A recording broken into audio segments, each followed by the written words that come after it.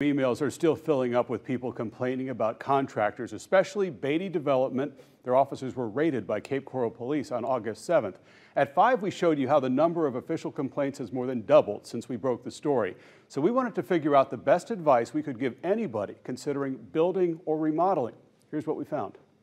I don't have any money in the bank anymore. You pay them what they ask, and you still don't get the house that you expect. I think you should go to jail, 100%. You get the idea. These are angry Beatty Development customers. We showed you Beatty's offices being raided by police as it happened. Dozens of people complained the company took their money and didn't build what they were supposed to. Yeah, we researched very hard. But dig a little deeper and you'll hear there's more to this story. There was a great quality reputation for him, and that's what drew us to him. Beatty was, at one time, a top-rated builder around here, and many customers who are now out thousands, some hundreds of thousands, did research who they hired. I mean, we're smart people, and we thought we had vetted him. You know, we looked a lot on social media. We went to the Better Business Bureau. I mean, we're doing a lot of looking and digging, and everything was really good.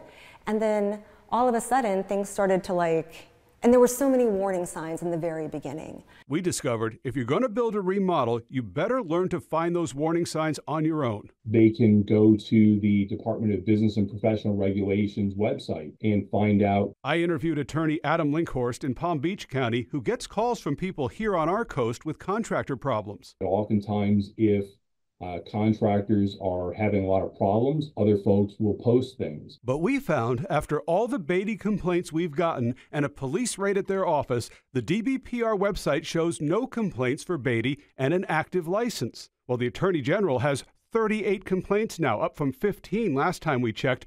They're still not searchable on the website, so you won't find them there. Cape Police aren't talking. Only the Better Business Bureau now shows an F rating, but that took months and a lot of unanswered complaints. Ask for references and not only get the references, but call them up. Ideally, at least one person who has just finished a project, one who's mid-project, and one who's just starting. Search social media carefully for emerging patterns of complaints, and don't forget the Clerk of Court's site for lawsuits. Then you start adding up all the bits and pieces. It can save you from not just paying for something you don't get, but paying twice because of a subcontractor not being paid and putting a lien on your house, even though you paid your contractor. Big picture is Florida legislation needs to change.